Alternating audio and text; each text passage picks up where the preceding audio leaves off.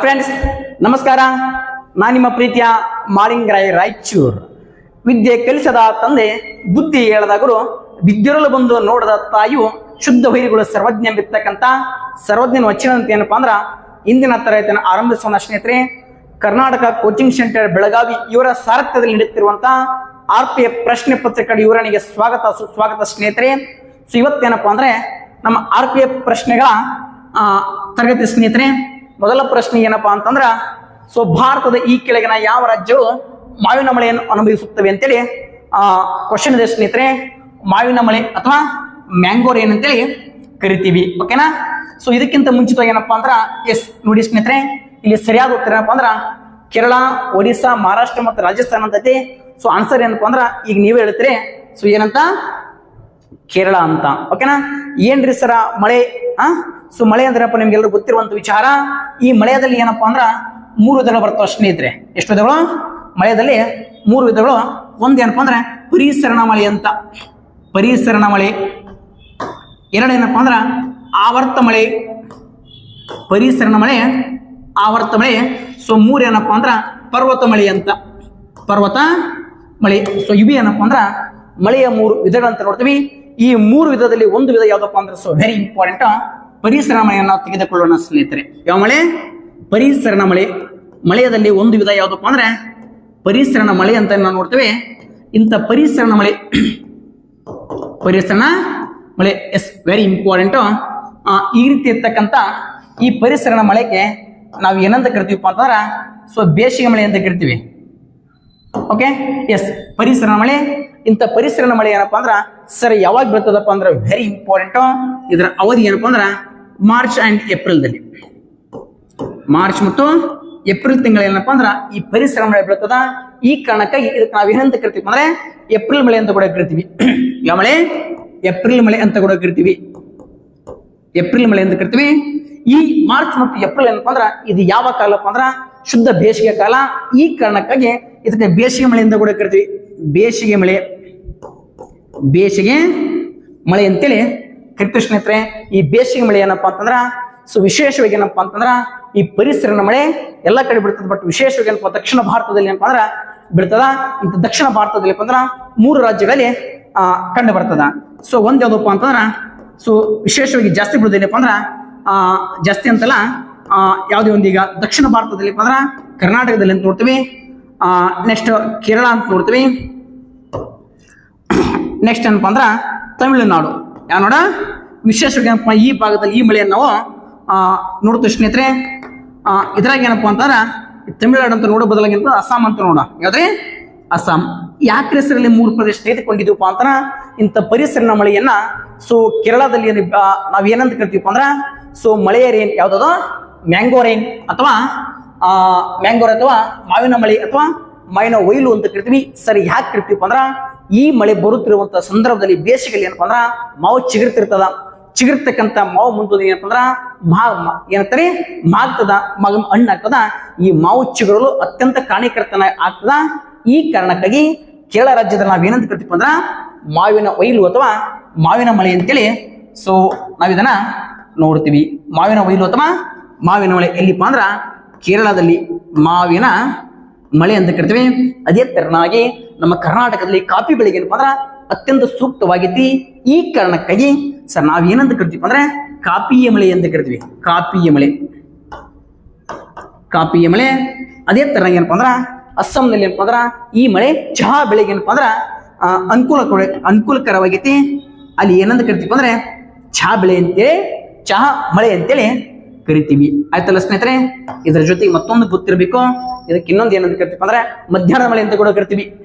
ಮಧ್ಯಾಹ್ನದ ಮಳೆ, ಮಧ್ಯಾಹ್ನದ ಮಳೆ ಅಂತ ಕರಿತೀವಿ. ಇದರ ಜೊತೆಗೆ ಏನಪ್ಪಾ ಅಂದ್ರ ಸಂಜೆ 4ರ ಮಳೆ, ಸಂಜೆ 4ರ ಮಳೆ ಅಂತೇಳಿ ನೋಡ್ತೀವಿ. ಇಷ್ಟೇನಪ್ಪ ಅಂದ್ರ ಈ ಕ್ವಶನ್ಗೆ ಸಂಬಂಧಪಟ್ಟಿರ್ತಕ್ಕಂಥ ಇನ್ಫಾರ್ಮೇಶನ್. ಅದೇ ತರನಾಗಿ ಇಲ್ಲಿ ಒಂದಿಷ್ಟು ಪಾಯಿಂಟ್ ಅದಾವ. ಸರ್ ಮಳೆಯ ಮಾಪಕ ಯಾವುದು? ಮಳೆಯನ್ನ ಯಾವ್ದ್ರಲ್ಲಿ ಅಳಿತೀವಪ್ಪ ಅಂತಂದ್ರ ರೇನ್ ಗೇಜ್ ಅಂತ ಬರ್ತದೆ ಸ್ನೇಹಿತರೆ. ಯಾವ ಗೇಜು? ಮಳೆಯನ್ನ ಅಳಿಯುವಂತ ಸೊ ಮಾಪನ ಯಾವ್ದಪ್ಪ ಅಂದ್ರೆ ರೇನ್ ಗೇಜ್ ಅಂತ. ಯಾವ ಗೇಜ? ರೇನ್ ಗೇಜ್ ಅಂತ ನೋಡ್ತೀವಿ. ಅದೇ ತರನಾಗಿ ಅತಿ ಹೆಚ್ಚು ಮಳೆ ಎಲ್ಲಿ ಕಂಡು ಬರುತ್ತಪ್ಪ ಅಂತ ಸ್ನೇಹಿತರೆ ಸೊ ವೆರಿ ಇಂಪಾರ್ಟೆಂಟ್ ಮೇಘಾಲಯದ ಮೋಷನ್ ಡ್ರಾ ಎಂಬಲ್ಲಿ ಮೇಘಾಲಯದ ಮೌನ್ಸೂನ್ ರಾವ್ ಎಂಬಲ್ಲಿ ಏನಪ್ಪಾ ಅಂದ್ರ ಅತಿ ಹೆಚ್ಚು ಮಳೆ ಕಂಡು ಬರ್ತದ. ಹಾಗಾದ್ರೆ ಸರ್ ನಮ್ಮ ದೇಶದಲ್ಲಿ ಇಡೀ ಜಗತ್ತಿನಲ್ಲಿ ಅತಿ ಹೆಚ್ಚು ಮಳೆ ಎಲ್ಲಿ ಕಂಡು ಬರ್ತಪ್ಪ ಅಂದ್ರ ಭಾರತ ದೇಶದ ಮೇಘಾಲಯದ ಮೌನ್ಸೂನ್ ರಾವ್ ಅಂತೇಳಿ ನೋಡ್ತೀವಿ. ಅರ್ಥ ಆಯ್ತಾ? ಹಾಗಾದ್ರೆ ಭಾರತ ದೇಶದಲ್ಲಿ ಇದು ಮೇಘಾಲಯ, ಇದು ಯಾವ ರಾಜ್ಯ? ಇದು ಮೇಘಾಲಯ. ಓಕೆ, ಇನ್ನೊಂದು ಪಾಯಿಂಟ್ ಗೊತ್ತಿರಬೇಕಾ ಸರ್? ಅತಿ ಕಡಿಮೆ ಎಲ್ಲಿ ಕಂಡು ಬರುತ್ತೆ ಸರ್? ರಾಜಸ್ಥಾನ. ರಾಜಸ್ಥಾನದ ರೊಯ್ಲಿ ಎಂದಿರ್ತಕ್ಕಂಥ ಪ್ರದೇಶದಲ್ಲಿ ಏನಪ್ಪ ಅಂದ್ರ ಅತಿ ಕಡಿಮೆ ಮಳೆಯನ್ನ ಬೀಳುವಂತ ಪ್ರದೇಶ ಯಾವ್ದಪ್ಪ ಅಂದ್ರೆ ರಾಜಸ್ಥಾನ. ಹಾಗಾದ್ರೆ ಇನ್ನೊಂದು ಪಾಯಿಂಟ್ ಗೊತ್ತಿರಬೇಕು ಸರ್, ಐಸೋಐಡ್ಸ್ ಅಂದ್ರೆ ಏನು? ಐಸೋಐಡ್ಸ್ ಸೊ ವೆರಿ ಇಂಪಾರ್ಟೆಂಟ್. ಭೂಮಿ ಮೇಲೆ ಸಮ ಪ್ರಮಾಣದ ಮಳೆ ಬೀಳುತ್ತವಲ್ಲ ಅಂತ ಬಿದ್ದಿರ್ತಕ್ಕಂಥ ಮಳೆ ಪ್ರದೇಶಗಳಿಗೆ ಸೇರಿಸುವಂತ ರೇಖೆಗೆ ನಾವು ಏನಂತ ಕರಿತೀವಿ ಅಂದ್ರೆ ಐಸೋಐಡ್ಸ್ ಅಂತ ಕರಿತೀವಿ. ಐಸೋಐಡ್ಸ್ ಅಂದ್ರೆ ಏನಪ್ಪ ಅಂದ್ರ ಸಮ ಪ್ರಮಾಣದ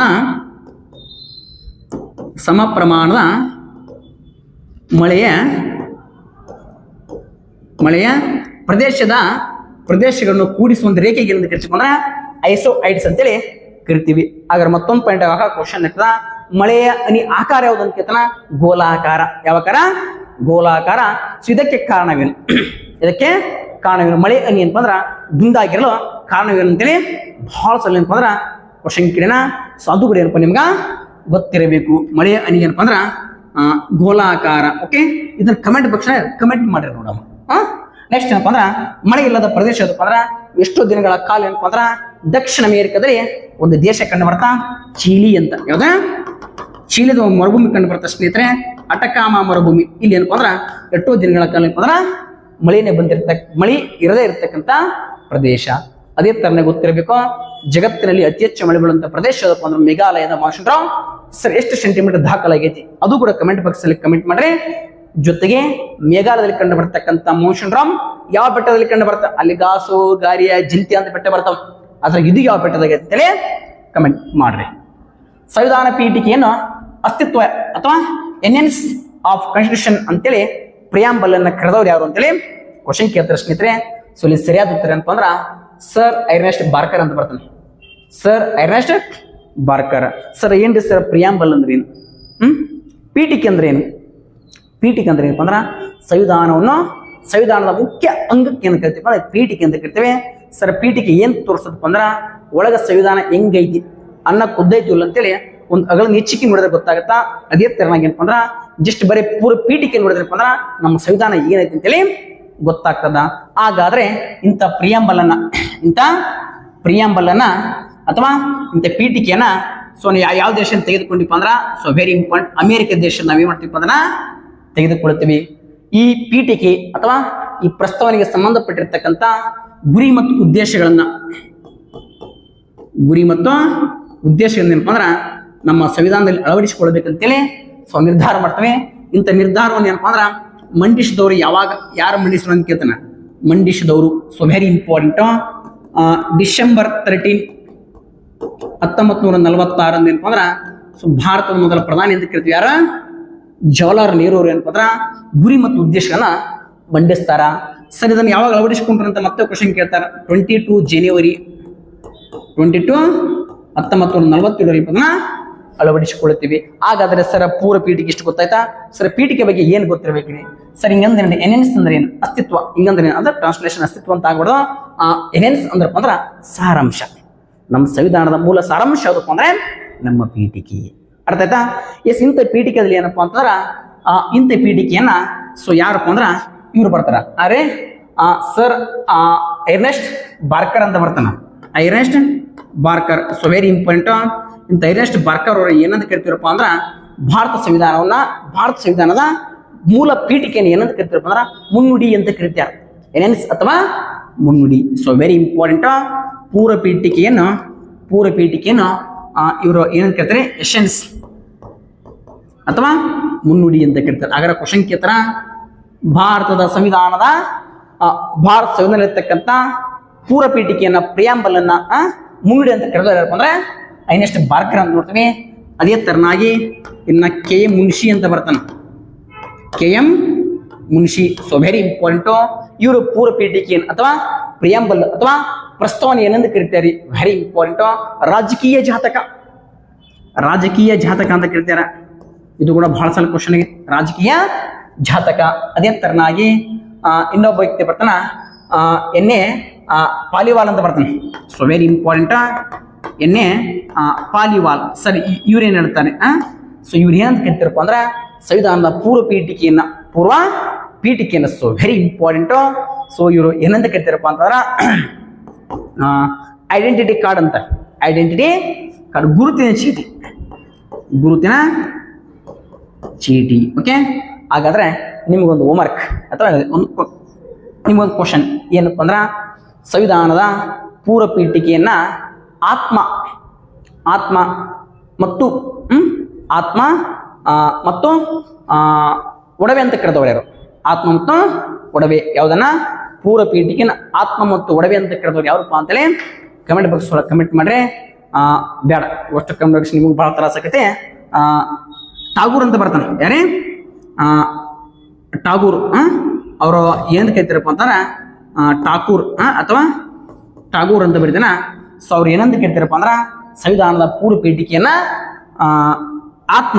ಸಂವಿಧಾನದ ಆತ್ಮ ಮತ್ತು ಒಡವೆ ಅಂತೇಳಿ ಕರಿತಾರ. ಆಯ್ತಾ? ಸೊ ಇಷ್ಟು ಇಂಪಾರ್ಟೆಂಟು ಯಾವುದಕ್ಕೆ? ಪೂರ್ವ ಪೀಠಿಕೆಗೆ ಸಂಬಂಧಪಟ್ಟಿರ್ತಕ್ಕಂತೆ. ಇಂಥ ಪೂರ್ವ ಪೀಠಿಕೆ ಏನಪ್ಪಾ ಅಂದ್ರೆ 1976 ಏನಪ್ಪಾ ಅಂದ್ರ 48 ತಿದ್ದುಪಡಿ ಪ್ರಕಾರ ಏನ್ ಮಾಡ್ತೀವಿ? ಕೆಲವು ಒಂದೇ ಸಲ ಇಲ್ಲಿವರೆಗೂ ತಿದ್ದುಪಡಿ ಮಾಡಿ ಏನಪ್ಪಾ ಅಂದ್ರ 3 ಅಂಶಗಳನ್ನ ಸೇರಿಸಿದ್ವಿ. ಏನಪ್ಪಾ ಅಂದ್ರ ಸ್ವಾತಂತ್ರ್ಯ, 3 ಪದಗಳನ್ನ ಸೇರಿಸಿದ್ವಿ. ಒಂದೇನಪ್ಪಾ ಅಂದ್ರ ಸಮಾಜವಾದಿ, ಸೋಷಲಿಸ್ಟ್. ಎರಡೇನಪ್ಪಾ ಅಂದ್ರ ಸೆಕ್ಯುಲರ್, ಜಾತ್ಯತೀತ. 3 ಏನಪ್ಪಾ ಅಂದ್ರ ಯಾವ್ದ್ರು ಇದ್ರು 3. ಒಂದೇನಪ್ಪಾ ಅಂದ್ರ ಸಮಾಜವಾದಿ, ಎರಡೇನಪ್ಪಾ ಅಂದ್ರೆ ಜಾತ್ಯತೀತ, 3 ಏನಪ್ಪಾ ಅಂದ್ರ ಸಮಗ್ರತೆ ಅಂತ, ಅದ್ರೆ ಇಂಟಿಗ್ರಿಟಿ ಅಂತೇಳಿ ಕರಿತೀವಿ. ಈ 3 ಅಂಶಗಳನ್ನ ನಾವೇನ್ ಮಾಡ್ತೀವಿ ಅಂದ್ರೆ ನಮ್ಮ ಸಂವಿಧಾನದಲ್ಲಿ ಸೇರಿಸಿದ್ವಿ, ಅಂದ್ರೆ ಪೂರ್ವ ಪೀಠಿಕೆಯಲ್ಲಿ ಸೇರಿಸ್ತೀವಿ ಸ್ನೇಹಿತರೆ. ಓಕೆ, ಮುಂದಿನ ಕ್ವಶನ್ ವೆರಿ ಇಂಪಾರ್ಟೆಂಟು. ಈ ಕೆಳಗಿನವುಗಳಲ್ಲಿ ಯಾವುದು ಖಾಸಗಿ ಒಡೆತನದ ಕಂಪನಿಯಾಗಿದೆ? ಈ ಕೆಳಗಿನಲ್ಲಿ ಯಾವುದಪ್ಪ ಅಂದ್ರ ಖಾಸಗಿ ಕಂಪನಿ ಅಂತ ಯಾವ್ದು ಕೇಳತ್ತಾನ ಸ್ನೇಹಿತರೆ? Steel authority of India limited, Indian oil corporation limited, ಕೋಲ್ ಇಂಡಿಯಾ ಲಿಮಿಟೆಡ್, ಇಲ್ಲಿ ಟಾಟಾ ಸ್ಟೀಲ್ ಲಿಮಿಟೆಡ್. ಇದೇನಪ್ಪ ಅಂದ್ರ ಸರ್ಕಾರದ ಕಂಪನಿ ಅಲ್ಲ, ಇದೇನಪ್ಪ ಅಂದ್ರ ಟಾಟಾ ಕುಟುಂಬಕ್ಕೆ ಸೇರ್ತಕ್ಕಂಥ ಕಂಪನಿ ಅಂತ ನಾವು ನೋಡ್ತೀವಿ. ಹಾಗಾದ್ರೆ ಸರ್ ಇವೆಲ್ಲ ಏನಪ್ಪ ಅಂದ್ರ ಇವೆಲ್ಲ ಸರ್ಕಾರದ ಕಂಪನಿ. ಒಂದೇನಪ್ಪ ಅಂದ್ರ steel authority India limited. So ಮತ್ತೊಂದು ಏನಪ್ಪ ಅಂದ್ರ ಇಂಡಿಯನ್ ಆಯಿಲ್ ಕಾರ್ಪೊರೇಷನ್ ಲಿಮಿಟೆಡ್. ಇನ್ನೇನಪ್ಪ ಅಂದ್ರೆ ಕೋಲ್ ಇಂಡಿಯಾ ಲಿಮಿಟೆಡ್ ಅಂತ. ಓಕೆನಾ? ಸೊ ಇನ್ನೊಂದು ಏನಪ್ಪ ಅಂದ್ರ ಟಾಟಾ ಸ್ಟೀಲ್ ಲಿಮಿಟೆಡ್. ಓಕೆ, ಇದ್ರಾಗ ಏನಪ್ಪ ಅಂದ್ರ ಇವು 3 ಗೌರ್ಮೆಂಟು, ಇದೊಂದು ಏನಪ್ಪ ಅಂದ್ರ ಟಾಟಾ ಪ್ರೈವೇಟ್. ಇದು ಏನಪ್ಪ ಅಂದ್ರ 1954 ಸ್ಥಾಪನೆ ಆಯ್ತು. 1959, ಇದು 1975.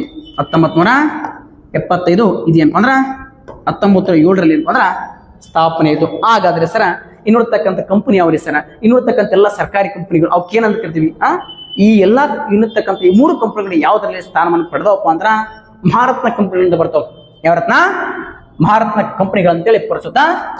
ಸೊ 13 ಮಹಾರತ್ನ ಕಂಪನಿ ಕಂಡು ಬರ್ತಾವ. ಆ 13ರಲ್ಲಿ ಏನಪ್ಪ ಅಂದ್ರ 3 ಇದರಲ್ಲಿ ಇದಾವ. ಅರ್ಥ ಆಯ್ತಾ? ಹಾಗಾದ್ರೆ ಸರ ಮಹಾರತ್ನ ಕಂಪನಿಗಳ ಕಾನ್ಸೆಪ್ಟ್ ಏನಪ್ಪ ಅಂದ್ರ ಸೊ 2009 ನಾವು ಕರಿತೀವಿ. ಸರ ಯಾವ ಕಂಪನಿಗಳೇ ನಾವು ಮಹಾರತ್ನ ಅಂತ ಕರಿಬೇಕು? So very important. 3 ವರ್ಷದ ಅವಧಿಯಲ್ಲಿ 5,000 ಕೋಟಿ ಟ್ರಾನ್ಸಾಕ್ಷನ್ ಆಗಿರಬೇಕು. ಅದಕ್ಕೆ ಏನ್ ಕರಿತೀವಿ ಅಂದ್ರೆ ಅಂತ ಕಂಪನಿಗಳೇ ಮಹಾರತ್ನ ಕಂಪನಿಗಳಂತ ನಾವು ಸ್ಥಾನಮಾನ ಕೊಡ್ತೀವಿ. ಪ್ರಸ್ತುತ 13 ಕಂಡು ಬರ್ತಾವ. ಸೊ ಇವ್ರು ಒಂಚೂರು ಏನಪ್ಪ ಅಂದ್ರ ನೋಡ್ಕೊಂಡ್ರೆ ಇವು ಸರ್ಕಾರದ ಕಂಪನಿಗಳು. ಅದೇ ತೀರ್ನಾಗಿ ನವರತ್ನ ಕಂಪನಿಗಳಂತ ಬರ್ತಾವ. ಇದಾದ ತಕ್ಷಣ ಮಿನಿರತ್ನ ಕಂಪನಿಗಳಿಂದ ಬರ್ತಾವ. ಅದರ class 1, class A, class B ಅಂತ ಬರ್ತಾವ. ಅವೆಲ್ಲ ಒಂಚೂರು ನೋಡ್ಕೋರಿ. ನೆಕ್ಸ್ಟ್ ಮಾನ್ಯತೆ ಹೇಳಿದೆ. ಸೊ ಏನಪ್ಪ ಅಂದ್ರ ಟಾರ್ಗೆಟ್ SSGD ಅಂತ 2025 ಅಂತೇಳಿ ನಮ್ಮ ನಿರ್ದೇಶಕರಾಗಿರ್ತಕ್ಕಂಥ ನಮ್ಮ ಶಶಿಲ್ ತಲ್ಲೂರು ಸರ್ ಏನಪ್ಪ ಅಂದ್ರ ಸೊ ನಿಮ್ಗೋಸ್ಕರವಾಗಿ ಏನ್ ಮಾಡ್ತಾರೆ? ಎಲ್ತಪ್ಪ ಅಂದ್ರ ಯೂಟ್ಯೂಬ್ ಚಾನಲ್ ರೀಸನಿಂಗ್ ಸ್ಪೆಷಲಿಸ್ಟ್ ಎಂಬಿರ್ತಕ್ಕಂಥ ಈ ಚಾನಲ್ದಲ್ಲಿ ಏನಪ್ಪ ಅಂದ್ರ ಅವರು ಕ್ಲಾಸ್ ಮಾಡತ್ರ. ಈ ಕ್ಲಾಸ್ ನೀವು ಕೂಡ ನೋಡ್ರಿ. Okay, next very important. ಈ ಕೆಳಗಿನ ಯಾವ ಮಣ್ಣಿನ ಆರ್ದ್ರತೆಯನ್ನು ಪುನರ್ಜೀವನ ರೂಪದಲ್ಲಿ ಕರೆಯಲಾಗೈತಿಪ್ಪ ಅಂದ್ರ ಸೊ ವೆರಿ ಇಂಪಾರ್ಟೆಂಟ್ ಕೃಷಿ ಮತ್ತು ವಿಪತ್ತು ಅಂದ್ರ ಅಗ್ರಿಕಲ್ಚರ್ ಡಿಸಾಸ್ಟರ್. ಇದಕ್ಕೇನಪ್ಪ ಅಂದ್ರ ಸರಿಯಾದ ಉತ್ತರ.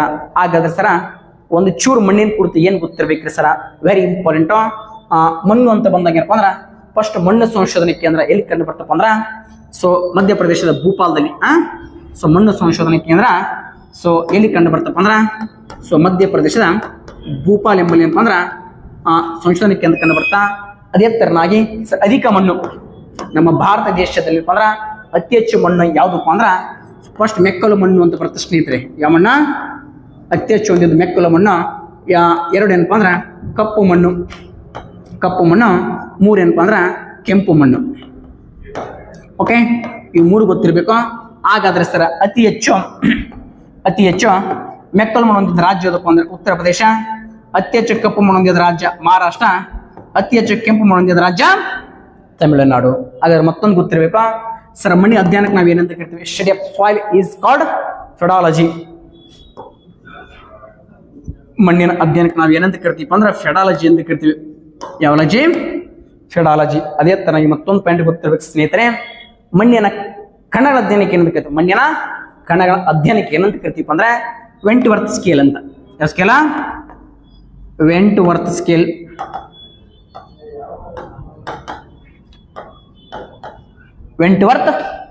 ಅಂತೇಳಿ ಕರಿತೀವಿ. ನೆಕ್ಸ್ಟ್, ಭಾರತ ಸಂವಿಧಾನದ ಈ ಕೆಳಗಿನ ಯಾವ ಪ್ಯಾರಗಳು ಸ್ವತಂತ್ರದ ಹಕ್ಕನ್ನು ಹೊಂದಿವೆ ಅಂತೇಳಿ ಕ್ವಶನ್ ಆಗೈತಿ. ಸೊ ಇಲ್ಲಿ ಸರಿಯಾದ ಉತ್ತರ ಏನಪ್ಪಾ ಅಂದ್ರ ಸ್ವತಂತ್ರದ ಹಕ್ಕುಗಳಂತ ನೋಡ್ತೀವಿ. ಇಲ್ಲಿ ಸರಿ ಉತ್ತರ ಏನಪ್ಪಾ ಅಂದ್ರ 1922 ಏನಪ್ಪಾ ಅಂದ್ರ ಇದು ಸ್ವತಂತ್ರದ ಹಕ್ಕನ್ನ ಹೊಂದಿದೆ. ಓಕೆನಾ? ಹಾಗಾದ್ರೆ ಸರ್ ಎಲ್ಲಿ ಕಂಡು ಬರ್ತವೆ ಹಕ್ಕುಗಳು? ಸೊ ಎಲ್ಲಿ ಕಂಡು ಬರ್ತಪ್ಪ ಅಂದ್ರೆ ನಮ್ಮ ಸಂವಿಧಾನದಲ್ಲಿ ಕಂಡು ಬರ್ತದೆ ಸ್ನೇಹಿತರೆ. ನಮ್ಮ ಸಂವಿಧಾನದ ಸರ್ ಎಷ್ಟನೇ ಭಾಗಪ್ಪ ಅಂದ್ರ 3ನೇ ಭಾಗ. ನಮ್ಮ ಸಂವಿಧಾನದ ಎಷ್ಟನೇ ಭಾಗ? 3ನೇ ಭಾಗ ಅಂತ ಕರಿತೀವಿ. ಈ ಸಂವಿಧಾನದ 3ನೇ ಭಾಗದಲ್ಲಿ ಏನಪ್ಪಾ ಅಂದ್ರ ಈ ಮೂಲಭೂತ ಹಕ್ಕುಗಳನ್ನ ನಾವು ನೋಡ್ತೀವಿ. ಓಕೆ, ಸೊ ಮೂಲಭೂತ ಹಕ್ಕುಗಳು ಅಂದ್ರ ಫಂಡಮೆಂಟಲ್ ರೈಟ್ಸ್ ಅಂತ ಕರಿತೀವಿ. ಸೊ ಎಷ್ಟನೇ ಭಾಗಪ್ಪ ಅಂದ್ರ ಮೂಲಭೂತ ಹಕ್ಕುಗಳು.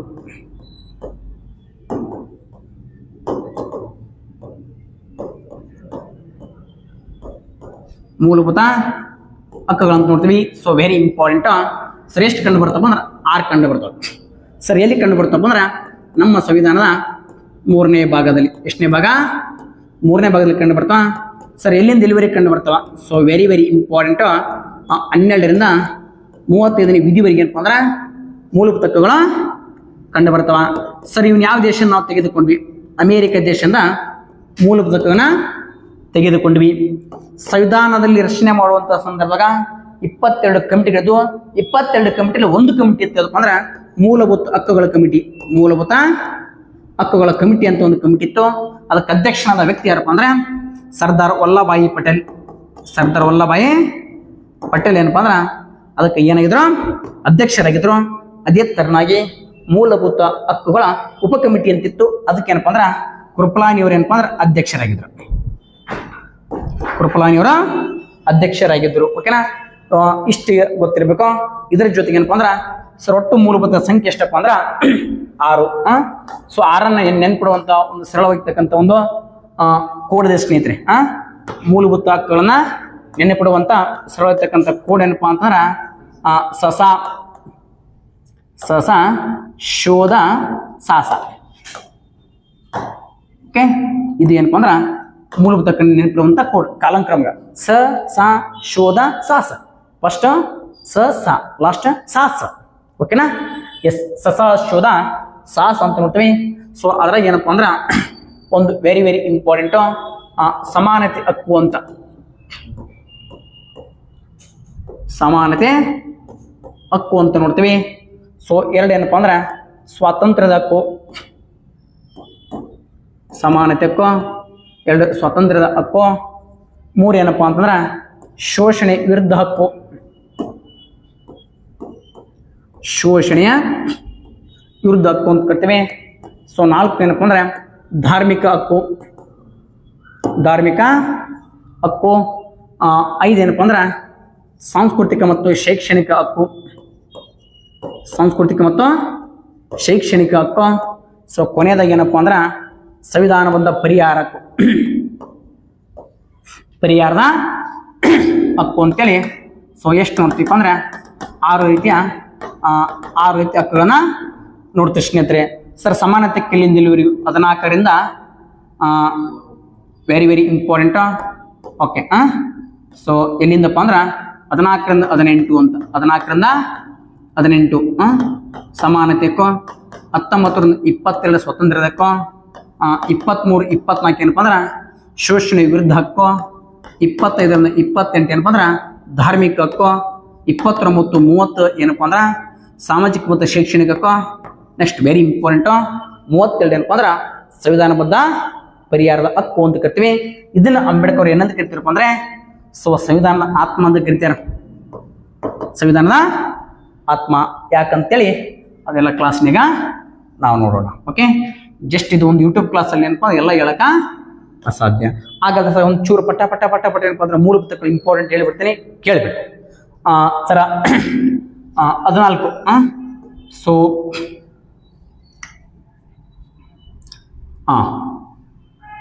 ನೋಡ್ರಿ ವೆರಿ ಇಂಪಾರ್ಟೆಂಟ್. 14 ಏನಂತಪ್ಪ ಅಂದ್ರೆ ಕಾನೂನು ಮುಂದೆ ಎಲ್ಲರೂ ಸಮಾನರು ಮತ್ತು ಸಮನಾದ ರಕ್ಷಣೆ ಅಂತೇಳಿ ಹೇಳ್ತದ. 15 ಏನಪ್ಪ ಅಂದ್ರೆ ಜಾತಿ, ಧರ್ಮ, ಕುಲ ಮುಂತಾದ ಆಧಾರ ಮೇಲೆ ಏನಪ್ಪ ಅಂದ್ರೆ ಯಾರಿಗೂ ತಾರತಮ್ಯ ಮಾಡುವಂತಿಲ್ಲ, ನೋ ಡಿಸ್ಕ್ರಿಮಿನೇಷನ್. ಓಕೆನಾ. ನೆಕ್ಸ್ಟ್ 16 ಏನಪ್ಪ ಅಂದ್ರೆ ಉದ್ಯೋಗದಲ್ಲಿ ಯಾರಿಗೂ ಏನಪ್ಪ ಅಂದ್ರೆ ತಾರತಮ್ಯ ಮಾಡುವಂತಿಲ್ಲ. 17 ಏನಪ್ಪ ಅಂದ್ರೆ ಅಸ್ಪೃಶ್ಯತೆ ಏನಪ್ಪ ಅಂದ್ರೆ ನಿವಾರಣೆ, ಅಸ್ಪೃಶ್ಯತೆ ನಿವಾರಣೆ. 18 ಏನಪ್ಪ ಅಂದ್ರೆ ವಿರೋಧ ಭಾವನೆ ರದ್ದತಿ. 19 ಏನಪ್ಪ ಅಂದ್ರೆ ಸ್ವಾತಂತ್ರ್ಯದ ಹಕ್ಕುಗಳು. ಇದೇ ಕ್ವಶನ್ ಕೇಳ್ಯಾರ ನೋಡ್ರಿ, ಬರ್ತಾವ. ಈಗ ಏನ್ ಬರ್ತಾವಪ್ಪ ಅಂದ್ರ ಮಾತನಾಡೋ ಸ್ವಾತಂತ್ರ್ಯ, ಸಭೆ ಸೇರಿ ಸ್ವಾತಂತ್ರ್ಯ, ವ್ಯಾಪಾರ ಮಾಡೋದು, ಸಂಘ ಕಟ್ಟಿಗಳ ಸ್ವಾತಂತ್ರ್ಯ, ಈ ತರನಾಗಿ ಸ್ವತಂತ್ರ ಹಕ್ಕುಗಳು. ವೆರಿ ಇಂಪಾರ್ಟೆಂಟ್ 20ನೇ ವಿಧಿ ಏನಪ್ಪಾ ಅಂತಂದ್ರ ಅಪರಾಧಿಯನ್ನು ರಕ್ಷಣೆಗೆ ಸಂಬಂಧಪಟ್ಟಿರ್ತಕ್ಕಂಥ ಆರ್ಟಿಕಲ್. 21 ಏನಪ್ಪಾ ಅಂದ್ರೆ ಜೀವಿಸುವ ಹಕ್ಕು. 21A ಏನಪ್ಪಾ ಅಂದ್ರೆ 6ರಿಂದ 14 ವರ್ಷದ ಮಕ್ಕಳು ಏನಪ್ಪಾ ಅಂದ್ರೆ ಶಿಕ್ಷಣ ಪಡೆಯುವ ಹಕ್ಕು. 22 ಏನಪ್ಪಾ ಅಂದ್ರೆ ಬಂಧನದಲ್ಲಿರುವಾಗ ಅವನಿಗೇನಪ್ಪ ಅಂದ್ರೆ ಬಂಧನದ ವ್ಯಕ್ತಿಗೆ ಏನಪ್ಪ ಅಂದ್ರೆ ರಕ್ಷಣೆ ನೀಡುವಂತ ಆರ್ಟಿಕಲ್ ಯಾವ್ದ್ರೆ 22. 23 ಏನ್ರಿ ಸರ? 23 ಏನಪ್ಪ ಅಂದ್ರೆ ಜೀತ ಪದ್ಧತಿ ನಿಷೇಧ ಅಥವಾ ಒತ್ತಾಯ ದುಡಿಮೆ ನಿಷೇಧ. 24 ಏನಪ್ಪ ಅಂದ್ರೆ ವೆರಿ ಇಂಪಾರ್ಟೆಂಟ್ ಬಾಲಕರ ನಿಷೇಧ. 25 ಏನಪ್ಪ ಅಂದ್ರೆ ನಿಮ್ಗೆ ಇಷ್ಟ ಧರ್ಮ, ನಿನ್ಗೆ ಯಾವ ಧರ್ಮ ಇಷ್ಟ ಆಗುತ್ತೋ ಆ ಧರ್ಮ ನೀವು ಸ್ವೀಕಾರ ಮಾಡಕ ಹೋಗು. 26 ಏನಪ್ಪ ಅಂದ್ರೆ ಆ ಧರ್ಮಕ್ಕೆ ಸಂಬಂಧಪಟ್ಟಿರ್ತಕ್ಕಂಥ ನಿರ್ವಹಣೆ ಮಾಡುವುದು. 27 ಏನಪ್ಪ ಅಂದ್ರೆ ಆ ಧರ್ಮಕ್ಕೆ ಸಂಬಂಧಪಟ್ಟಿರ್ತಕ್ಕಂಥ ತೆರಿಗೆಗಳನ್ನ ಸಂಗ್ರಹಣೆ ಮಾಡುವುದು ಅಥವಾ ತೆರಿಗೆಯನ್ನು ಕಟ್ಟುವುದು. ಸೊ 28 ಏನಪ್ಪ ಅಂದ್ರೆ ಅಲ್ಪಸಂಖ್ಯಾತರಿಗೆ ರಕ್ಷಣೆ, ಅಲ್ಪಸಂಖ್ಯಾತರ ರಕ್ಷಣೆ 28. ಓಕೆ, ಇದಾದ ತಕ್ಷಣ ಏನಪ್ಪ ಅಂದ್ರೆ 29 ಅಂತ ಬರ್ತಾ. ಸೊ ವೆರಿ ಇಂಪಾರ್ಟೆಂಟು ಇದು ಕೂಡ ಏನಪ್ಪ ಅಂದ್ರೆ ಅಲ್ಪಸಂಖ್ಯಾತರ ರಕ್ಷಣೆ. ನೆಕ್ಸ್ಟ್ ವೆರಿ ಇಂಪಾರ್ಟೆಂಟು 32 ಏನಪ್ಪ ಅಂದ್ರೆ ಇಲ್ಲಿ ಒಂದು 5 ಏನಪ್ಪ ಅಂದ್ರೆ ರಿಟ್ಗಳು ಕಂಡು ಬರ್ತಾವ. ABS, ಕಾರ್ಫರಸ್, ಮ್ಯಾಂಡಮಸ್, ಸರ್ಶಿಯೋರಿ ಅಂಡ್ ಕೋವರೆಂಟ್ ಅಂತ 5 ರಿಟ್ಗಳು ಇಟ್ಟುಕೊಂಡು ಏನಪ್ಪ ಅಂದ್ರೆ 226 ವಿಧಿ ಪ್ರಕಾರ ಹೈಕೋರ್ಟ್ಗೆ ಹೋಗಬಹುದು. 32 ವಿಧಿ ಪ್ರಕಾರ ಏನಪ್ಪ ಅಂದ್ರೆ ಸುಪ್ರೀಂ ಕೋರ್ಟ್ಗೆ ಹೋಗಬಹುದು. ಅರ್ಥತಾ?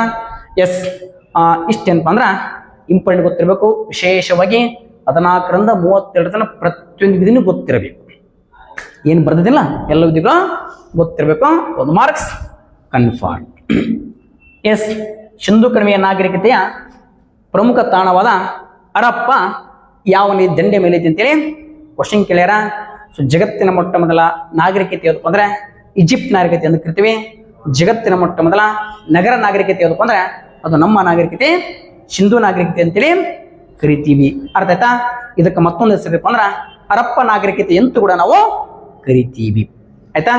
ಹಾಗಾದ್ರೆ ಈ ಸಿಂಧು ಕಣಿವೆ ನಾಗರಿಕತೆ ಕಂಡು ಬರ್ತಕ್ಕಂಥ ಹರಪ್ಪ ಯಾವ ದಂಡೆ ಮೇಲೆ ಐತಿ ಅಂತ ಕ್ವಶನ್ ಆಗಿದೆ ಸ್ನೇಹಿತರೆ. ಸೊ ಹರಪ್ಪ ಏನಪ್ಪ ಅಂದ್ರೆ ರಾವಿ ನದಿ. ಯಾವ್ದಾ? ರಾವಿ ನದಿ. ಹರಪ್ಪ ಏನಪ್ಪ ಅಂದ್ರೆ ಪಾಕಿಸ್ತಾನದ ಪಂಜಾಬ್ ಪ್ರಾಂತ್ಯದಲ್ಲಿ ಅಂದ್ರೆ ಕಂಡು ಬರ್ತದ. ಇದ್ರ ಬಗ್ಗೆ ನಾನು ಹಿಂದಿನ ಕ್ಲಾಸ್ ಒಳಗೆ ಏನಪ್ಪ ಅಂದ್ರೆ ಸಾಕಷ್ಟು ಇನ್ಫಾರ್ಮೇಶನ್ ಕೊಟ್ಟಿದ್ದೀನಿ. ಓಕೆ, ಇಲ್ಲಿ ಏನಪ್ಪಾ ಅಂದ್ರ ಒಂದಿಷ್ಟು ಸಿಂಧೂ ನದಿಗೆ ಸಂಬಂಧಪಟ್ಟಿರ್ತಕ್ಕಂಥ ನಗರಗಳದವ. ಆ ನಗರಗಳ ಮುಂದೆ ನಾನು ಏನ್ ಮಾಡ್ತೀನಪ್ಪ ಅಂದ್ರೆ, ಸೊ ಇವು ಯಾವ್ಯಾವ ನದಿ ಮೇಲೆ ಮತ್ತು ಯಾವ ರಾಜ್ಯದಾಗ ಅದಾವ ಅಂತೇಳಿ ಒಂದು ಪಟ್ಟ ಪಟ್ಟ ಪಟ್ಟ ಪಟ್ಟ ಬರ್ಕೊಂತ ಹೋಗ್ತೀನಿ. ನೀವು ಕೂಡ ಪಟ್ಟ ಪಟ್ಟ ಪಟ್ಟ ಪಟ್ಟ ಬರ್ಕೊಂಡ್ಬಿಡ್ಬೇಕು. ಓಕೆ, ಹರಪ್ಪ ಅಂತ ನೋಡ್ತೀವಿ. ಹರಪ್ಪ ಏನಪ್ಪಾ ಅಂದ್ರ ಹರಪ್ಪ. ಸೊ ಹರಪ್ಪ ಏನಪ್ಪಾ ಅಂದ್ರ so very very very very important. ನೋಡ್ರಿ, ಹರಪ್ಪ ಏನಪ್ಪಾ ಅಂದ್ರ ಸೊ ರಾವಿ ನದಿ ತೀರ. ಯಾವ ದೇಶಪ್ಪ ಅಂದ್ರ ಪಾಕಿಸ್ತಾನ. ಸರ್ ಮೆಂಚೋದರ್ ಯಾವ್ದಪ್ಪ ಅಂದ್ರೆ ಸಿಂಧೂ ನದಿ ತೀರ. ಇದು ಯಾವ ದೇಶಪ್ಪ ಅಂದ್ರ ಪಾಕಿಸ್ತಾನ. ಸರ್ ಲೋತಾಲ್ ಎಲ್ಲಿಪ್ಪ ಅಂದ್ರ ಸೊ ವೆರಿ ವೆರಿ ಇಂಪಾರ್ಟೆಂಟ್, ಬೋ ಗೋವಾ ಅಂತ ಬರ್ತಾ. ಯಾವ ಗೋವಾ? ಬೋ ಗೋವಾ. ಇದು ಯಾವ ಉಪನದಿ ಅಂದ್ರ ಸಬರಮತಿ ನದಿ ಉಪನದಿ. ಓಕೆ, ಇದು ಯಾವ ರಾಜ್ಯಪ್ಪ ಅಂದ್ರ ಭಾರತದ ದೇಶ ಗುಜರಾತ್ ರಾಜ್ಯದಲ್ಲಿ ಕಂಡು ಬರ್ತದ. ಅದೇ ತರ ಸೂರ್ಕೋಟಡ ಸೇಮ್ ಗೋಗೋದಲ್ಲಿ ಕಂಡು ಬರ್ತದ ಗುಜರಾತ್ ಅಲ್ಲಿ. ಅದೇ ತರ ರಂಗ್ಪುರ್ ಅಂತ ಕಂಡು ಬರ್ತಾ. ಸೊ ರಂಗ್ಪುರ್ ಅಪ್ಪ ಅಂದ್ರ ಇದು ಸಟ್ಲೇಜ್ ಕಂಡು ಬರ್ತಾ. ಸಟ್ಲೇಜ್ ರಂಗ್ಪುರ ಯಾವ ನದಿಪ? ಸಟ್ಲೇಜ್ ನದಿ ಮೇಲೆ ಕಂಡು ಬರ್ತಾ. ಅದೇ ತರ ಏನಪ್ಪ ಅಂದ್ರ ಸೊ ರೂಪಾರ ಅಂತ ನೋಡ್ತೀವಿ. ಇಲ್ಲ ಸಾರಿ, ರಂಗ್ಪುರ ಏನಪ್ಪ ಅಂದ್ರ ಬಾದರ್ ನದಿ. ಇದು ಕೂಡ ಏನಪ್ಪ ಅಂದ್ರ ಗುಜರಾತ್ ರಾಜ್ಯದಲ್ಲಿ ಕಂಡು ಬರ್ತಾ. ಹೇಳಿದ್ರೆ ಗುಜರಾತ್. ನೆಕ್ಸ್ಟ್ ರೂಪಾರ್ ಅಂತ ಕಂಡು ಬರ್ತಾ. ರೂಪಾರ್ ಏನಪ್ಪ ಅಂದ್ರ ಸಟ್ಲೇಜ್ ನದಿ. ಸೊ ಯಾವ ರಾಜ್ಯಪ್ಪ ಅಂದ್ರ ಪಂಜಾಬ್ ರಾಜ್ಯ. ಅದೇ ತರನಾಗಿ ಸೂಕ್ತ ಜಂಡರ್ ಅಂತ ಕಂಡು ಬರ್ತಾ. ಸೂಕ್ತ ಜಂಡಾರ್. So very important. ಇದು ಏನಪ್ಪ ಅಂದ್ರ ಸಿಂಧೂ ನಾಗರಿಕತೆಯ ಪಶ್ಚಿಮದ ಗಡಿ. ಪಾಕಿಸ್ತಾನದಲ್ಲಿ ಕಂಡು ಬರ್ತಾ ಕಾಬೂಲ್ ನದಿ ಉಪನದಿ. ದಸ್ತ್ ಅಥವಾ ಬಿಸ್ತ್ ನದಿ ತೀರದಲ್ಲಿ ಕಂಡು ಬರ್ತಾ. ಆಮ್ರಿ ಅಂತ ಕಂಡು ಬರ್ತಾ. ಇದು ಸಿಂಧೂ ನದಿ ದಂಡೆ ಮೇಲೆ. ಇದು ಕೂಡ ಎಲ್ಲಿ ಕಂಡು ಬರ್ತಪ್ಪ ಅಂದ್ರ ಪಾಕಿಸ್ತಾನದೊಳಗ ಕಂಡು ಬರ್ತಾ. ಆಯ್ತಾ? ಎಸ್, ಅದೇ ತರ ಏನಪ್ಪಾ ಅಂದ್ರ ಈಗ ನೆಕ್ಸ್ಟ್ ನೋಡೋಣ ಕಾಲಿಬಂಗನ್ ಅಂತ ನೋಡ್ತೀವಿ. ಸೊ ಇದು ಏನಪ್ಪಾ ಅಂತಂದ್ರ ಗಗ್ಗರ್ ಅಥವಾ ಸರಸ್ವತಿ ಅಂತ ಕರಿತೀವಿ. ಗಗ್ಗರ್ ಯಾವ ರಾಜ್ಯಪ್ಪ ಅಂದ್ರ ಕಾಲಿಬಂಗನ್ ರಾಜಸ್ಥಾನ್. ಧೋಲ್ವೀರ ಅಂತ ಕರಿತೀವಿ. ಯಾವ ವೀರ? ಧೋಲ್ವೀರ. ಸೇಮ್ ಇದು ಕೂಡ ಏನಪ್ಪಾ ಅಂದ್ರ ಧೋಲ್ವೀರ ಗಗ್ಗರ್ ಅಥವಾ ಸರಸ್ವತಿ ಅಂತೇಳಿ. ಸಾರಿ, ಧೋಲ್ವೀರ ಇದು ಏನಪ್ಪಾ ಅಂದ್ರ ಧೋಲ್ವೀರ ಲೋನಿ. ಸೊ ಯಾವ ನದಿ ಮೇಲೆ ಕಂಡು ಬರ್ತಾ? ಲೋನಿ. ಸೊ ಇದು ಯಾವ ರಾಜ್ಯಪ್ಪ ಅಂದ್ರ ಗುಜರಾತ್. ಅದೇ ತರ ಮಾಂಡು ಅಂತ ಕಂಡು ಬರ್ತಾ. ಸೊ ಮಾಂಡು ಏನಪ್ಪಾ ಅಂದ್ರ ಚಿನಾಬ್. ಸೊ ಎಲ್ಲಿ ಕಂಡು ಬರ್ತಪ್ಪ ಅಂದ್ರೆ ಜಮ್ಮು ಕಾಶ್ಮೀರ. ಇದು ಸಿಂಧೂ ನಾಗರಿಕತೆಯ ಉತ್ತರದ ಗಡಿಯಾಗೈತಿ. ಅದೇ ತರನಾಗಿ ಅಲಂಗೀರ್ ಅಂತ ಬರ್ತಾ. So very important. ಯಮುನಾ ನದಿಯ ಉಪನದಿ ಕಂಡು ಬರ್ತಾ ಇಂದೋನ್ ಅಂತ. ಇದು ಯಾವ ರಾಜ್ಯಪ್ಪ ಅಂದ್ರ ಉತ್ತರ ಪ್ರದೇಶ. ಇನ್ನ ದೈಮಾಬಾದ್ ಅಂತ ಕಂಡು ಬರ್ತಾ ಪ್ರಹರಾ ನದಿ. ಇದು ಯಾವ ರಾಜ್ಯಪ್ಪ ಅಂದ್ರ ಮಹಾರಾಷ್ಟ್ರ. ಇದು ಏನಪ್ಪಾ ಅಂದ್ರ ಸಿಂಧೂ ನಾಗರಿಕತೆಯ ದಕ್ಷಿಣದ ಗಡಿ ಮಹಾರಾಷ್ಟ್ರ ದೈಮಾಬಾದ್. ಇನ್ನ ರಾಕಿಗಿರಿ ಅಂತ ಬರ್ತಾ. ಅದು ಕೂಡ ಏನಪ್ಪಾ ಅಂದ್ರ ಗಗ್ಗರ್ ಅಥವಾ ಸರಸ್ವತಿ. ಸೊ ಇದು ಎಲ್ಲಿ ಕಂಡು ಬರ್ತಪ್ಪ ಅಂದ್ರ ಹರಿಯಾಣ ರಾಜ್ಯದೊಳಗ ಕಂಡು ಬರ್ತಾ. ಪ್ರಸ್ತುತ ಏನಪ್ಪಾ ಅಂದ್ರ ಸಿಂಧೂ ನಾಗರಿಕತೆ ಅತಿ ದೊಡ್ಡದಾಗಿರ್ತಕ್ಕಂಥ ನೆಲೆ ಯಾವುದು ಅಂದ್ರ ಅದು ರಾಕಿಗಿರಿ. ಅರ್ಥ ಆಯ್ತಾ? 1997 ಅದನ್ನ ಸಂಶೋಧನೆ ಮಾಡ್ತಾರ. ಎಸ್, ಈ ಯೋಜನೆ ಅಡಿಯಲ್ಲಿ ಏನಪ್ಪಾ ಅಂದ್ರ ಸಂವಿಧಾನದ ಸಭೆಯನ್ನು ನವೆಂಬರ್ 1946 ರಚಿಸಲಾಯಿತು. ಇದರ ಬಗ್ಗೆ ನಾನು ಸಾಕಷ್ಟು ಏನಪ್ಪ ನಿಮಗೆಲ್ಲ ಮಾತಾಡಿದ್ದೀನಿ. 1946 ಭಾರತಕ್ಕೆ ಏನ್ ಬರ್ತಪ್ಪ ಅಂದ್ರ ಸೊ ಕ್ಯಾಬಿನೆಟ್ ಮಿಷನ್ ಬರ್ತಾ. ಈ ಕ್ಯಾಬಿನೆಟ್ ಮಿಷನ್ ಪ್ರಕಾರ ಏನ್ ಸ್ಟಾರ್ಟ್ ಆಯ್ತಪ್ಪ ಅಂತಂದ್ರ ಸಂವಿಧಾನದ ರಚನಾ ಸಭೆ ಸ್ಟಾರ್ಟ್ ಆಯ್ತು. ನೋಡಿ ಸ್ನೇಹಿತರೆ, ಸೊ ಎಲ್ಲ ಪ್ರಶ್ನೆ ಏನಪ್ಪಾ ಅಂದ್ರ ಸ್ವತಃ ನಾವು ಮಾಡಿರ್ತಕ್ಕಂಥ ಪ್ರಶ್ನೆಗಳೆಲ್ಲ ಇವೆಲ್ಲ ಏನಪ್ಪಾ ಅಂದ್ರೆ RPF ಇಂದ ನಡೆದಿರುವಂತಹ ಪ್ರಶ್ನೆಗಳು ತೆಗೆದುಕೊಂಡು ನಾವು ನಿಮ್ಮ ಹತ್ರ ಬಂದಿದ್ದೀವಿ. ಅರ್ಥ ಆಯ್ತಾ? So very important. ಇಂಥ ಕ್ಯಾಬಿನೆಟ್ ಮಿಷನ್ ಅಡಿಯಲ್ಲಿ ಏನಪ್ಪ ಅದನ್ನ ನಾವು ಸ್ಥಾಪನೆ ಮಾಡ್ತೇವೆ. ಇದ್ರ ಬಗ್ಗೆ ನಾನು ಸಾಕಷ್ಟು ಕಮ್ಮಿ 7-8 ಸಾರಿ ಹೇಳಿನಿ. ಎಲ್ಲ ವಿಡಿಯೋಗಳನ್ನ ತೆಗೆದು ನೋಡ್ರಿ. ಅದಕ್ಕೆ ಹೇಳೋದು ಯಾವುದೋ ಒಂದು ವಿಡಿಯೋನ ಬಿಡಬಾರ್ದು. ಯಾಕಪ್ಪ ಅಂದ್ರೆ ಇದ್ರ ಬಗ್ಗೆ ನಾ ಇಲ್ಲಿ ಮಾತಾಡಕ್ ಹೋಗೋದಿಲ್ಲ. ಎಷ್ಟು ಸಲ ಮಾತಾಡೋದು ಆಡಿದ್ದಾಡು ಕಿಸಬಾಯ್ದಾಸ್ ಅನ್ನಂಗ. ಸೊ ಹಾಗಾಗಿ ಏನಪ್ಪ ಅಂದ್ರ ಇಂದಿನ ತರಗತಿಯನ್ನು ಯಾವುದೋ ಮಿಸ್ ಮಾಡಬೇಡ್ರಿ. ಅದಕ್ಕಾಗಿ ಏನಪ್ಪ ಅಂದ್ರ ಪ್ರತಿಯೊಂದು ಕ್ಲಾಸನ್ನ ಕಂಟಿನ್ಯೂ ಆಗಿ ಯಾಕೆ ಕೇಳಬೇಕು ಅಂದ್ರೆ ಇಂಥದ್ದು ಕೇಳಬೇಕು. ಅದ್ರ ಬಗ್ಗೆ ನಾನು ಇಲ್ಲಿ ಮಾಹಿತಿ ಕೊಡಕ್ಕೆ ನಾನು ಹೋಗೋದಿಲ್ಲ. ಕ್ಯಾಬಿನೆಟ್ ಮಿಷನ್ ಪ್ರಕಾರ ಸ್ಥಾಪನೆ ಆಯಿತು. ಏನು ಸರ್ ಇರ್ವಿನ್ ಆಯೋಗ? ಇರ್ವಿನ್ ಆಯೋಗ ಅಂತ ಒಂದು ಆಯೋಗ ಇಲ್ಲ, ಇರ್ವಿನ್ ಒಪ್ಪಂದ ಅಂತ ಬರ್ತಾರೆ. ಇರ್ವಿನ್ ಒಪ್ಪಂದ ಇದ್ರ ಬಗ್ಗೆ ನಾನು ಕೂಡ ಮಾತಾಡಿದ್ದೀನಿ. 1931 ಮಾರ್ಚ್ ತಿಂಗಳೇನಪ್ಪ ಅಂದ್ರ ಮಹಾತ್ಮ ಗಾಂಧೀಜಿ ಮತ್ತು ಲಾರ್ಡ್ ಇರ್ವಿನ್ನರ ಮಧ್ಯೆ ಏನಪ್ಪ ಅಂದ್ರ ಇರ್ವಿನ್ ಒಪ್ಪಂದ ಆಗತ್ತಾ 1931. ಓಕೆ 1931 ಸೊ ಮಾರ್ಚ್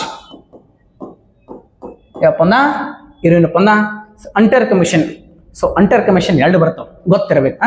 ಎಷ್ಟು ಜನಕ್ಕೆ ಇದು ಗೊತ್ತೇ ಇರಂಗಿಲ್ಲ. ಒಂದೇನಪ್ಪ ಅಂದ್ರೆ ವಿಲಿಯಂ ಅಂಟರ್ ಕಮಿಟಿ ಅಂತ,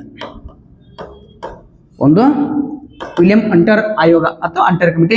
ಇನ್ನೊಂದೇನಪ್ಪ ಅಂದ್ರೆ ಜಾನ್ ಅಂಟರ್ ಕಮಿಟಿ ಅಂತ. ಓಕೆ ನೋಡ್ರಿ ಸರ್, ವಿಲಿಯಂ ಅಂಟರ್ ಬಂದದ್ದು ಯಾವಪ್ಪ ಅಂದ್ರೆ 1883. ಈ ಅಂಟರ್ ಬಂದು 1919. ಹಾಗಾದ್ರೆ ಸರ ವಿಲಿಯಂ ಅಂಟರ್ ಯಾವ್ದಕ್ಕೆ ಸಂಬಂಧಪಟ್ಟಿದೆ? ವಿಲಿಯಂ ಅಂಟರ್ ಕಮಿಟಿ ಸಂಬಂಧಪಟ್ಟಿದೆ ಶಿಕ್ಷಣ ಆಯೋಗಕ್ಕೆ. ಇದು ಯಾವ್ದಕ್ಕ? ಶಿಕ್ಷಣ ಕಮಿಟಿ. ಇದೊಂದು ಶಿಕ್ಷಣ. ಸರ್ ಜಾನ್ ಅಂಟರ್ ಬಂದದಕ್ಕಪ್ಪ ಅಂದ್ರೆ 1913 ಏಪ್ರಿಲ್ 13ರಂದು ಪಂಜಾಬಿನಪ್ಪ. ಸೊ ಏನಕ್ಕಂದ್ರೆ ಅಮೃತ್ಸರದಲ್ಲಿ ಜಲಿಯನ್ ವಾಲಾಬಾಗ್ ಎಂಬತಕ್ಕ ದುರಂತ ಸಂವತ್ಸರ. ಆ ಜಲಿಯನ್ ವಾಲಾಬಾಗ್ ಅಧ್ಯಯನ ಮಾಡಕ್ಕೆ ಏನಪ್ಪ ಅಂದ್ರೆ ಸೊ ಜಲಿಯನ್ ವಾಲಾಬಾಗ್ ಅಧ್ಯಯನ ಮಾಡಕ್ ಮಾಡಿದ್ದು ಜಾನ್ ಅಂಟರ್, ಶಿಕ್ಷಣ ಕಮಿಟಿ ವಿಲಿಯಂ ಅಂಟರ್. ಅರ್ಥಾತ? ಹಾಗಾದ್ರೆ ವಿಲಿಯಂ ಅಂಟರ್ ಕಮಿಟಿ ನೇಮಕ ಮಾಡಿರ್ತಕ್ಕಂಥ ಭಾರತದ ವೈಸ್ರಾಯ ಯಾರೋ ಕಮೆಂಟ್ ಮಾಡಿ. ಓಕೆ ಈ ಕೆಳಗಿನವುಗಳಲ್ಲಿ ಯಾವುದು ಪೆಟ್ರೋಲಿಯಂ ರಫ್ತು ಮಾಡುವ ದೇಶಗಳ ಸದಸ್ಯೋತ್ವ ಒಂದಿದೆ? ಸುಮ್ಮನೆ ಫಾರ್ ಎಕ್ಸಾಂಪಲ್ ಒಫೆಕ್ ಅಂತ ನೋಡ್ತೀವಿ ಏನ್ರಿ. ಒಫೆಕ್ ಅಂತೇಳಿ ಒಂದು ಏನೈತಿಪ್ಪ ಅಂದ್ರೆ ಒಂದು ಸಂಘಟನೆ ಇದೆ. ಯಾವ ಸಂಘಟನೆ? ಒಪೆಕ್ ಎಂಬ ಸಂಘಟನೆ. So very very important. ಈ ಒಪೆಕ್ ಎಂಬತಕ್ಕಂಥ ಸಂಘಟನೆ ಏನ್ ಮಾಡ್ತಪ್ಪ ಅಂದ್ರೆ ಪೆಟ್ರೋಲಿಯಂ ಅನ್ನ ರಫ್ತು ಮಾಡ್ತದ. ಇಂಥ ಒಪೆಕ್ ಒಂದಿಷ್ಟು ರಾಷ್ಟ್ರಗಳು ಸೇರ್ಕೊಂಡು ಏನ್ ಮಾಡಿವಪ್ಪ ಅಂದ್ರೆ ಈ ಸಂಘಟನೆಯನ್ನ ಮಾಡಿಕೊಂಡವ. ಅದಕ್ಕೆ ನಾವು ಏನಂತ ಕರಿತೀವಿ? ಒಫೆಕ್ ಅಂತೇಳಿ ಕರಿತೀವಿ. ಸರ್ ಫುಲ್ ಫಾರ್ಮ್ ಏನು ಒಫೆಕ್ ಅಂದ್ರೆ ಏನಪ್ಪ ಅಂದ್ರೆ ಸೊ ಆರ್ಗನೈಸೇಷನ್ಸ್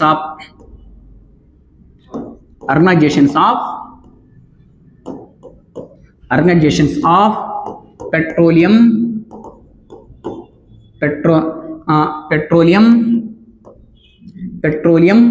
ಎಕ್ಸ್ಪೋರ್ಟಿಂಗ್ ಕಂಟ್ರಿ ಅಂತ.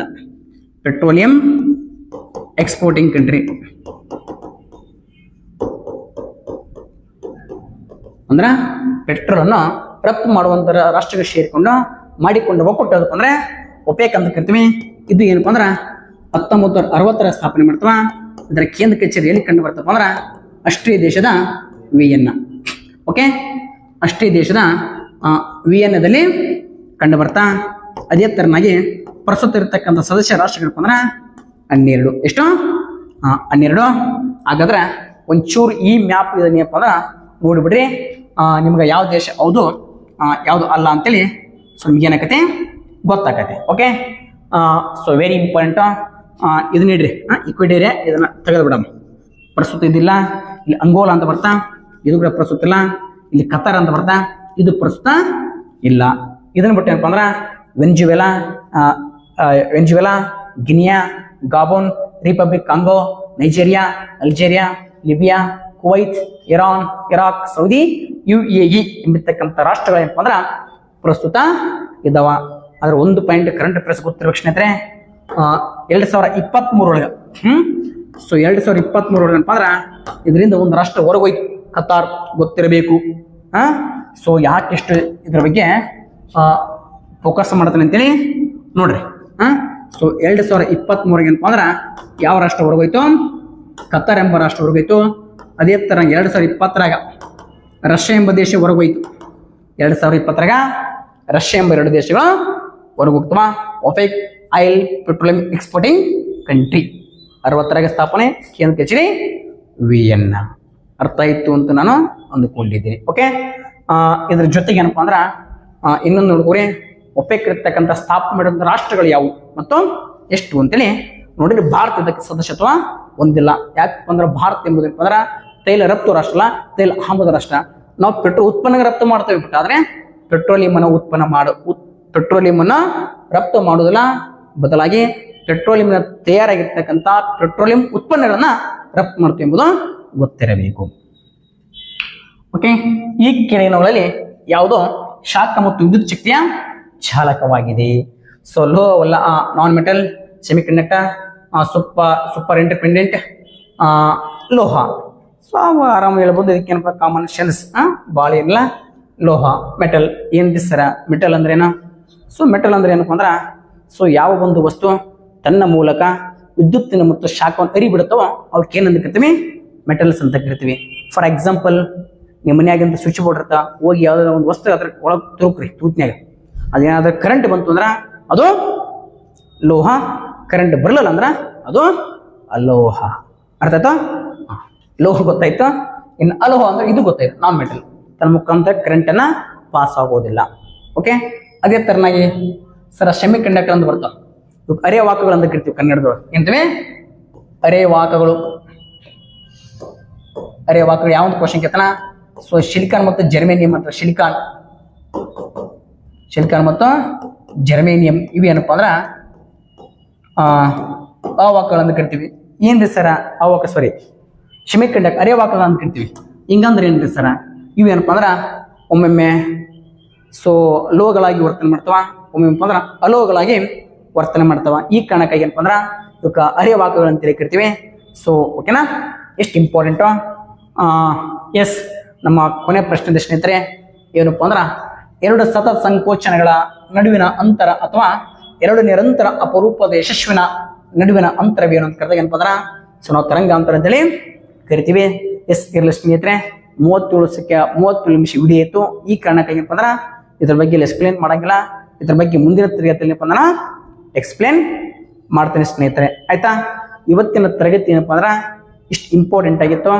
ಸೊ ಹೆಚ್ಚು ನಿಮ್ಮ ಸ್ನೇಹಿತರಿಗೆ ಏನಪ್ಪ ಅಂದ್ರ ವಿಡಿಯೋಗಳನ್ನ ಶೇರ್ ಮಾಡ್ರಿ, ಲೈಕ್ ಮಾಡ್ರಿ, ಕಮೆಂಟ್ ಮಾಡೋದನ್ನ ಯಾವತ್ತೂ ಮರಿಬ್ಯಾಡ್ರಿ. ಅರ್ಥ ಆಯ್ತಾ? ಸೊ ಮತ್ತೆ ನಿಮ್ಗೆ ಯಾವ ರೀತಿ ಇರ್ತಕ್ಕಂಥ ವಿಷಯಗಳು ಬೇಕಂತೇಳಿ ಕಮೆಂಟ್ ಬಾಕ್ಸಲ್ಲಿ ಕಮೆಂಟ್ ಮಾಡ್ರಿ. ನಮ್ಮ ಸಾಧ್ಯವಾದ ಮೆಟ್ಟಿಗೆ ಏನಪ್ಪ ಅಂದ್ರ ನಮ್ಮ KCC ಆ್ಯಂಡ್ ಟೀಮ್ ಒತ್ತಿಂದ ಏನು ಮಾಡ್ತೀವಿ, ನಮಗೆ ಸಾಧ್ಯವಾದಷ್ಟು ಏನಪ್ಪ ಅಂದ್ರ ನಾವು ಉಚಿತವಾಗಿರ್ತಕ್ಕಂಥ ಜ್ಞಾನ ನೀಡಕ ಪ್ರಯತ್ನ ಮಾಡ್ತೀವಿ. ಸೊ ಮುಂದಿನ ತಿಂಗಳ ಆಗಸ್ಟ್ 5ರಿಂದ ಏನಪ್ಪ ಅಂದ್ರ ಸೊ ನಮ್ಮಲ್ಲಿ ಹೊಸ ಬ್ಯಾಚ್ ಏನಪ್ಪ ಅಂದ್ರ ಆರಂಭವಾಗ್ತದೆ. ಆಲ್ರೆಡಿ ಏನಪ್ಪ ಅಂದ್ರ ಅಡ್ಮಿಷನ್ ಮುಗಿಯಕ್ಕೆ ಬಂದವ. ಯಾರು ಆಸಕ್ತಿ ಇದ್ರಲ್ಲ, ಸೊ ಇಲ್ಲಿ ಏನಪ್ಪ ಅಂತಂದ್ರ ಸೊ 2 ನಂಬರ್ಗೆ ಏನಪ್ಪ ಅಂದ್ರ ಯಾವ್ದಾದ್ರು ಒಂದು ನಂಬರಿಗೆ ಫೋನ್ ಮಾಡ್ರಿ, ನಮ್ಮ ಗುರುಗಳು ರಿಸೀವ್ ಮಾಡ್ತಾರ. ಸೊ ಅವ್ರ ಜೊತೆ ಏನಪ್ಪ ಅಂದ್ರ ಮಾತನಾಡ್ರಿ. ಆಯ್ತಾ? ಇದ್ರ ಜೊತೆ ಇನ್ನೊಂದು ವೆರಿ ಇಂಪಾರ್ಟೆಂಟು, ಯಾವುದದು